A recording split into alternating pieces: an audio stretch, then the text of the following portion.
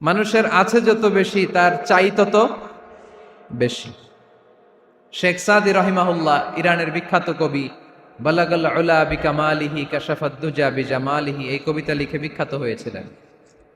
তো ওনার একটা সময়ে আর্থিক দৈন্যতা যাচ্ছিল, টাকা পয়সা ছিল না, ফলে পায়ে দেওয়ার মতো জুতা ছিল না। কি ছিল না? জুতা ছিল না। তো খুব আফসোস করে একদিন মনে মনে আল্লাহরে বলে, আল্লাহ, আমি এত বড় কবি, আমার পায়ে দেওয়ার মতো জুতা নাই। আহা! আফসোস করে ঘর থেকে বের হয়েছে, বের হয়ে দেখে এক ভিক্ষুক ভিক্ষা করে। ওই ভিক্ষুকের দুইটা পাই নাই, ভিক্ষুকের দুইটা, আর কবি সাহেবের কি নাই? জুতা নাই। কবি সাহেব যখন এই দৃশ্য দেখছে, হায় রে, আমার তো পা আছে, এর তো পাই নাই, সেজদায় পড়ে গেল। আর আল্লাহরে বলে, আল্লাহ শুকর, আলহামদুলিল্লাহ, বেশ ভালো আছি, আর কিছু লাগবে না। এজন্য শান্তি হচ্ছে শুকর আলহামদুলিল্লাহর ভিতরে। শান্তি কিসের ভিতরে? শুকর আলহামদুলিল্লাহর ভিতরে। এজন্য আওয়াজ করে পড়েন আলহামদুলিল্লাহ। আপনার চাহিদার কোনোদিন শেষ হবে না। দেখবেন যার পা নাই, সে পা দেখে আফসোস করে, ইস, লোকটা হেঁটে যায়, কি সুন্দর যায়, আমি তো হাঁটতে পারি না, যদি হাঁটতে পারতাম, যদি দুইটা পা থাকতো। যার পা আছে, সে সাইকেলওয়ালাদেরকে দেখে আফসোস করে, ইস, আমার যদি একটা সাইকেল থাকতো তাহলে তার হাঁটা লাগতো না, সাইকেল দিয়ে বাজারে যেতাম। যার সাইকেল আছে, সে আবার হুন্ডাওয়ালাদেরকে দেখে আফসোস করে, ইস, একটা হুন্ডা যদি থাকতো তাহলে তো ভোঁ ভোঁ করা যাইতো না। হুন্ডাওয়ালারও আফসোস আছে প্রাইভেট কারওয়ালাদের দেখে। তারা আফসোস করে, ইস, আমার যদি একটা কার থাকতো তাহলে তো কার চালাইতে পারতাম। যাদের প্রাইভেট কার, এদেরও আফসোস আছে, ইস, আমার যদি একটা হেলিকপ্টার যদি থাকতো তাহলে তো উড়াল মারতে পারতাম, ঠিক কিনা? হেলিকপ্টারওয়ালাদেরও আফসোস আছে, আমার যদি একটা জেট প্লেন থাকতো, jet plane, private jet plane, prince Walid bin তালালের মতো 70% মেড অফ গোল্ড, তার একটা জেট প্লেন আছে, এটার 70% স্বর্ণ দিয়ে বানানো। তার মানে চাওয়ার কোনো শেষ আছে? নাই। সুখ শান্তি যদি চান, অলওয়েজ পড়বেন আলহামদুলিল্লাহ। কে পড়বেন? টাকা যার বেশি, টেনশন তার বেশি। সাধারণত টাকা যার বেশি, রোগ তার বেশি। টাকা যার বেশি, শান্তি তার কম। আপনি খোঁজ নিয়ে দেখেন, 1000 কোটি টাকার মালিক, ঘরে শান্তি নাই। স্ত্রীর সাথে মনোমালিন্য, স্ত্রী যায় একদিকে, উনি যায় আরেকদিকে। পোলায় কই যায়, পোলায় নিজেও জানে না, মেয়ের অবস্থা খারাপ, আরেক ছেলের সাথে হাঁটে। তো এই হচ্ছে এদের লাইফস্টাইল। সবাই না, আল্লাহওয়ালা যারা, তারা ভিন্ন। রাতে এদের ঘুম হয় না, অনেকগুলো ঘুমের ট্যাবলেট খেয়ে ঘুমাতে হয়, ঘুম আসে না, ঘুম আসে না। কিন্তু রিক্সাওয়ালা, কুলিওয়ালা, দিনমজুর, এদের রোগ বালাই আছে? কথা বলেন। খাওয়ার সমস্যা আছে, ঘুমের সমস্যা আছে, শুইলেই ঘুম আসে, যেখানে রাইত ওইখানেই কাই। ঘুমাইতে দেরি, নাক ডাকতে দেরি হয় না, ওর নাকের ডাকের আওয়াজে ট্রাকের ইঞ্জিনও ফেল। শান্তির ঘুম। এই জন্য সবসময় শান্তি খুঁজতে হবে। কি খুঁজবো? শান্তি দেওয়ার মালিক কে?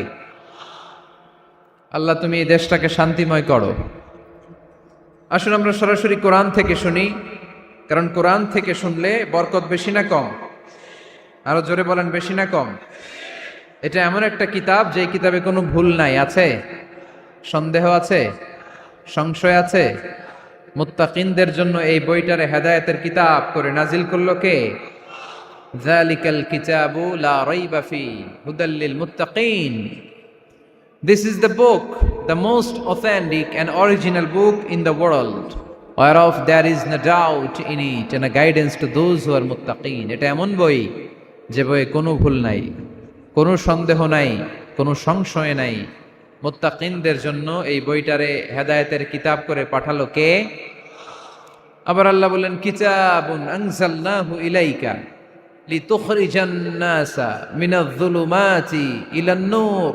নবী হে, এই কিতাবকে আমি নাজিল করেছি অন্ধকারচ্ছন্ন মানুষগুলোকে আলোর পথ দেখাতে, বামপন্থী গুলারে ডানপন্থী বানাতে, জাহান্নামী গুলারে জান্নাতি বানাতে। এই কিতাব যদি কেউ পড়ে, সে মানুষের মতো মানুষ হয়। ওই মানুষ কখনো অন্যায় করে না। এই কিতাব যে পড়ে এবং মানে, এই কিতাবের শিক্ষাকে যে নিজের মধ্যে ধারণ করে, সে কখনো মিথ্যা বলে না। মা বাবার সাথে বেয়াদবি করে না, ওই আলোকিত মানুষটা কখনো টেন্ডারবাজি করে না, চাঁদাবাজি করে না, দুর্নীতিতে চ্যাম্পিয়ন হয় না, ক্যাসিনো ব্যবসায় নামে না। এই কোরআন যারা বুকে ধারণ করে এরা কোনোদিন পেঁয়াজের দাম বাড়ায় না। জোরে বলেন ঠিক কিনা? এরা কখনো তাদের কোনো কাজে জনমানুষের ক্ষতি করে না। এরা সব সময় কল্যাণের পক্ষে, এরা মানবতার পক্ষে। এরাই হচ্ছে আলোকিত মানুষ, ঠিক কিনা? মানুষ হওয়া পৃথিবীতে বড় কঠিন। খালি চোখে যা দেখেন এগুলো মানুষ না, এগুলো জনসংখ্যা। এগুলো কি? এজন্য বলা হয় বাড়ছে জনসংখ্যা, কমছে মানুষ। বাড়তেছে কি, কমতেছে কি? মানুষ। গরুর পেট থেকে বেরোলেই ওটা গরু হয়ে যায়, ছাগলের পেট থেকে বেরোলেই ওইটা ছাগল হয়ে যায়, মুরগির পেট থেকে বেরোলেই ওইটা মুরগি। কিন্তু মানুষের পেট থেকে বেরোলেই ওটা মানুষ হয় না, ওটার মানুষ বানাইতে হয়, তাই না? আবার গরুকে কেউ কোনোদিন বলে না এই তুই গরুর মতো গরু হ, বলে? শরীয়তপুরে আপনারাও বলেন না?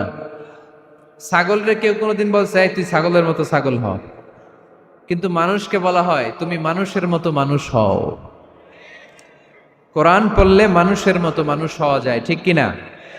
এই দুনিয়া এখন তো আর সেই দুনিয়া নাই, মানুষ নামের মানুষ আছে দুনিয়া বোঝাই,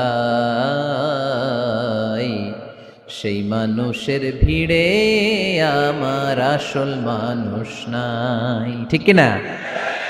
আসল মানুষের বড় অভাব, মানুষের মতো মানুষ খুঁজে পাওয়া দুষ্কর। এই কোরআন এসেছে আমাদেরকে মানুষের মতো মানুষ বানাতে। এজন্য এই কোরআন থেকে শুনলে লাভ না লস। কোরআনের সাথে আমাদের সম্পর্ক বাড়াতে হবে, প্রতিদিন কোরআন তেলাওয়াত করতে হবে। আপনারা করেন? হ্যাঁ, আজকে করছেন কারা কারা দেখি? মাশাআল্লাহ, মাশাআল্লাহ, হাত নামান। প্রতিদিন যেন আমরা পড়ি, আর যারা এখনো শিখতে পারি নাই তারা যেন শিখে নেই। কোরআন পড়া যেমনি সওয়াবের, কোরআন শোনাও তেমনি সওয়াবের, ঠিক কিনা? কোরআন শুনলে রহমত নাজিল করে কে? وَإِذَا قُرِئَ الْقُرْآنُ فَاسْتَمِعُوا لَهُ وَأَنصِتُوا لَعَلَّكُمْ تُرْحَمُونَ। যখন কোরআনের তেলাওয়াত করা হয় মনোযোগ দিয়ে শোনো, তোমাদের উপর রহমত নাজিল করবে কে? এজন্য কোরআন পড়া, কোরআন শোনা সবটাই জরুরি। আমরা যেন কোরআনের সাথে আরো বেশি সম্পর্ক গাঢ় করতে পারি, কোরআনকে যেন আমরা আমাদের বন্ধু বানাতে পারি। আল্লাহ তুমি তৌফিক দাও। আর জোরে পড়েন আমিন। আজকে আমরা সূরাতু আর রহমান থেকে কথা শুনবো ইনশাআল্লাহ। পড়েন। এই সূরাটা মুখস্থ আছে কার কার?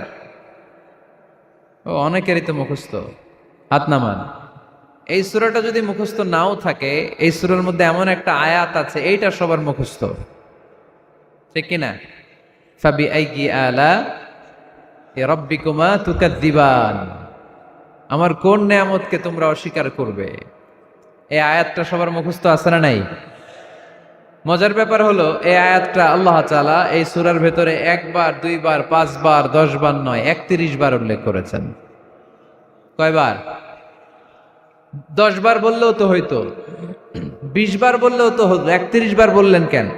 তার মানে এটা জরুরি, এটার সিগনিফিক্যান্স, তাৎপর্য অনেক বেশি।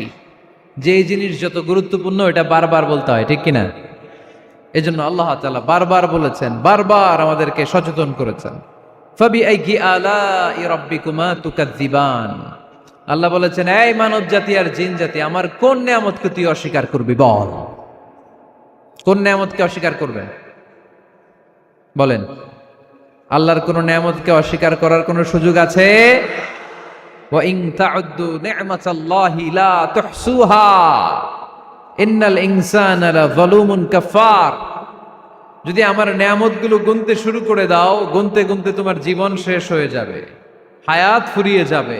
আমি আল্লাহর নেয়ামত গুনে কশিন কালেও তোমরা শেষ করতে পারবে। সাগরের জল যদি কালি হয়ে যায়, গাছের পাতা যদি খাতা হয়ে যায়, সাগরের জল নামক কালি দিয়ে গাছের পাতা নামক খাতার উপরে যদি আল্লাহর প্রশংসা লিখতে শুরু করে দেন, আল্লাহ বলে গাছের পাতাও ফুরিয়ে যাবে, সাগরের জলও ফুরিয়ে যাবে, কিন্তু আমার প্রশংসা করে তোমরা শেষ করতে পারবে না। এজন্য আল্লাহর প্রশংসা করতে হবে বেশি বেশি নাকি কম কম? কম কম না বেশি বেশি? ফাবিআইয়ি আলাኢ রাব্বিকুমা তুকাযযিবান, আমার কোন নিয়ামতকে তোরা অস্বীকার করবি বল। O mankind and jinnkind, which of my mercy and blessings you want deny? আমার কোন নিয়ামতকে অস্বীকার করবি? অস্বীকার করার সুযোগ আছে? নাই। আল্লাহর হাবিব সাল্লাল্লাহু আলাইহি ওয়াসাল্লাম এই সূরাটাকে বড্ড পছন্দ করতেন। সাহাবাদেরকে একবার তিনি এই সূরাটা তেলাওয়াত করে শোনালেন। সাহাবারা চুপচাপ, ঠিক যেমন এখন আপনারা চুপচাপ।